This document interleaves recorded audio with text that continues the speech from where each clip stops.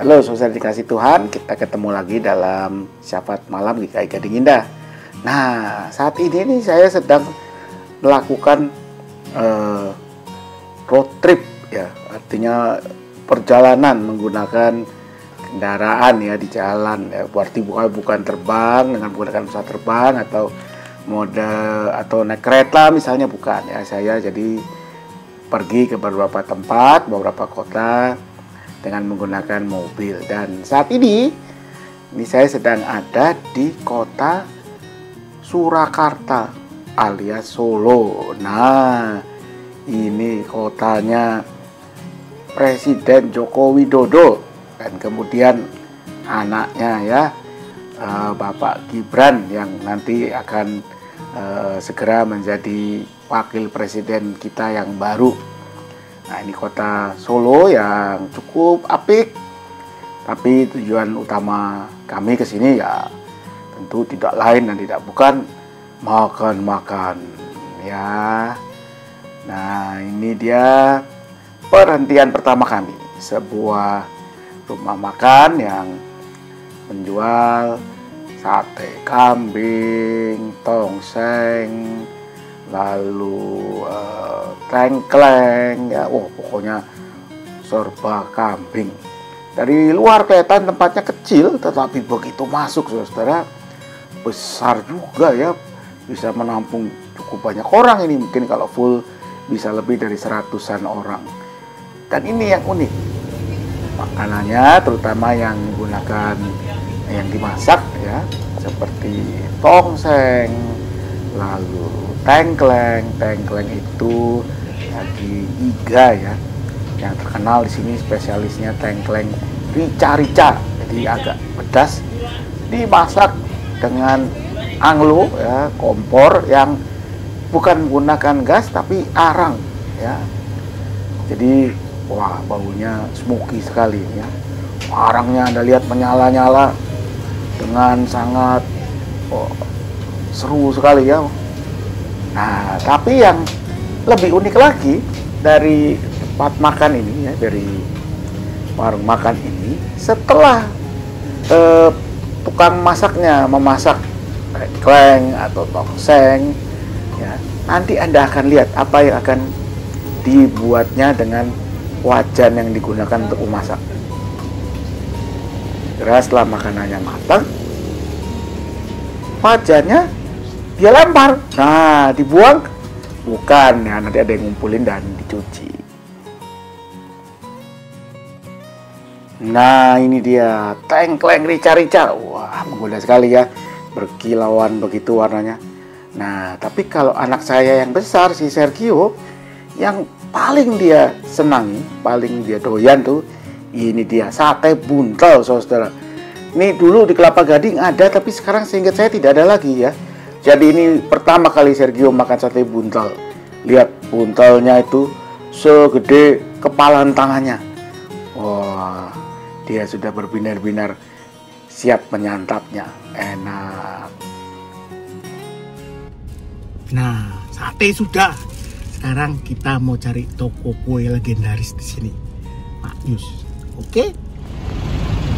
Wah, gedungnya jadi begini.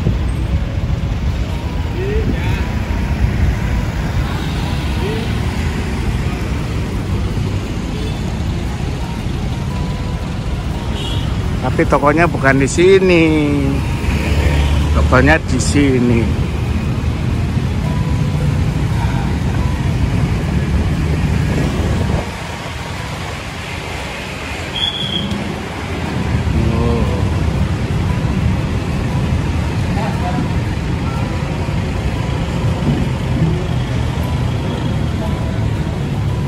Intip. Wow, ini wanginya minta ampun ini. Mentega.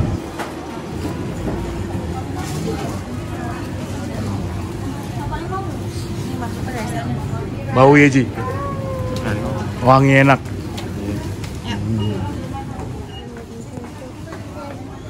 Nah, ini yang utama nih, mandarin, roti lapis.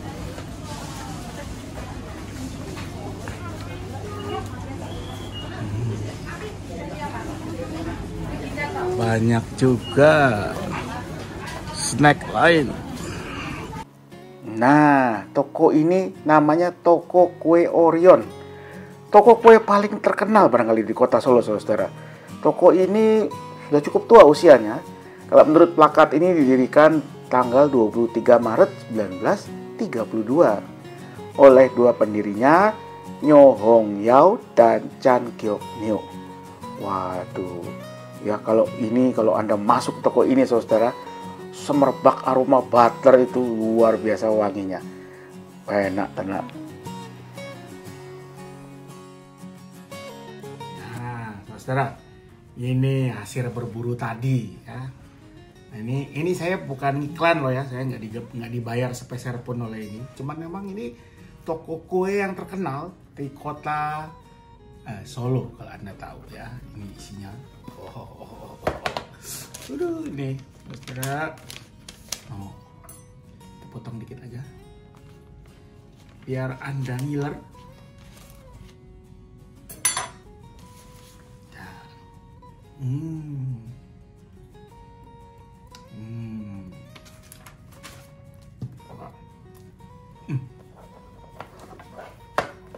Dan buat makan malam saya, ini juga makanan khas kota yang sekarang saya tinggal atau nginep.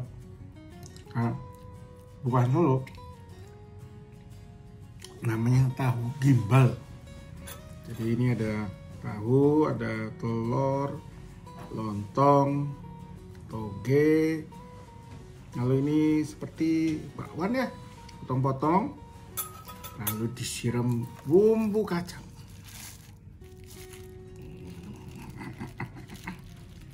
Ini memang malam-malam sebetulnya tidak baik ini ya. Nah, tapi gini, sebelum makan nih ya, yang saya mau bicarakan. Jadi kadang-kadang orang nanya ke saya, Pak, kalau menurut Alkitab ini bolehkah, itu bolehkah gitu ya. Lalu orang tanya misalnya ke saya, Pak, kalau menurut Alkitab rokok tuh boleh atau enggak? Ada ayatnya enggak, Pak? Nah, menurut Anda bagaimana? Kalau saya akan jawab, nggak ada ayatnya dalam Alkitab. Loh kok bisa nggak ada? Iya memang nggak ada. Kenapa? Jawabannya gampang.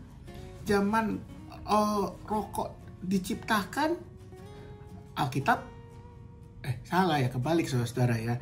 Waktu Alkitab ditulis, rokok itu belum ada.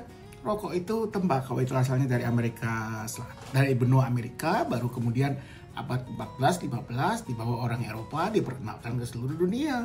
Sehingga zaman Alkitab ditulis di Timur Tengah abad ke 15 sampai abad ke-3 sebelum Masehi sampai abad ke-3 Masehi, ya tidak ada orang merokok di sana. Jadi nggak ada larangan merokok di Alkitab. Loh, tapi kan ada, Pak, itu ayat yang terkenal. Karena tubuhmu adalah bait Roh Kudus ya. Jadi jangan dikotori dengan asap rokok. Saya jawab, dulu ada teman saya yang perokok. Ketika di-argue dengan ayat itu, dia bilang, justru kalau kamu baca Alkitab, di Alkitab imam-imam perjanjian lama itu yang mereka lakukan apa di bait Allah? Mereka membakar dupa. Nah, ini gue lagi bakar dupa di bait Allah ya, itu joke-nya. Tapi saya akan bisa meng-counter argumen dari ayat yang dipakai itu ya. Yang pertama, kalau dikatakan karena tubuh itu bait Roh Kudus, lalu jangan dikotori dengan rokok.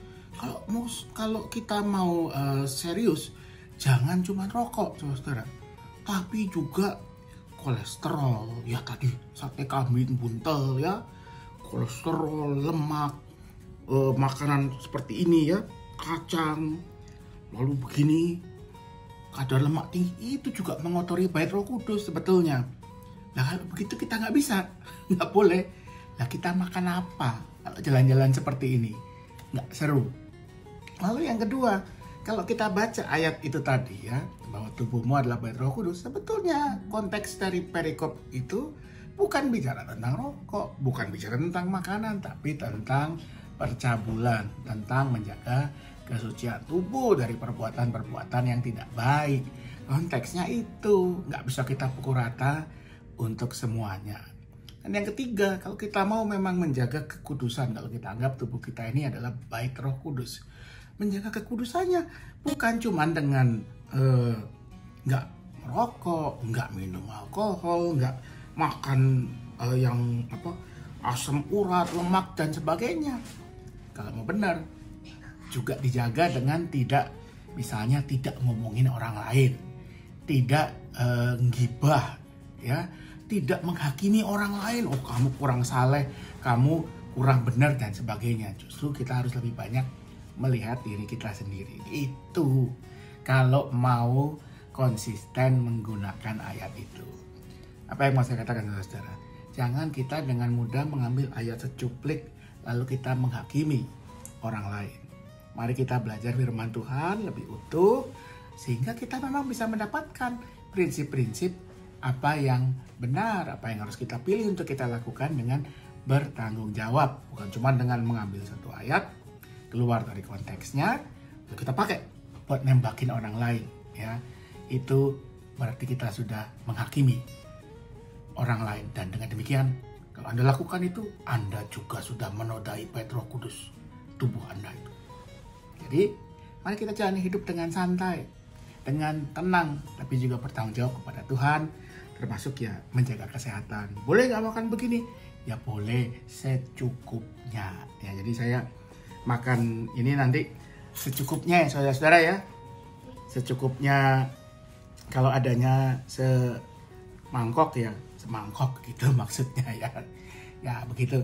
Selamat malam, selamat menjalani hidup sebagai bait Roh Kudus yang membawa sukacita, membawa berkat buat orang lain, bukan dengan justru menghakimi sesama. Selamat malam, Tuhan memberkati selalu. Waduh, berantakan. Mau?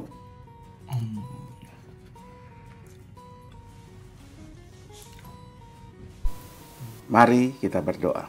Ya Tuhan, kami bersyukur untuk segala berkat anugerah-Mu, khususnya untuk diri hidup yang Kau anugerahkan pada kami.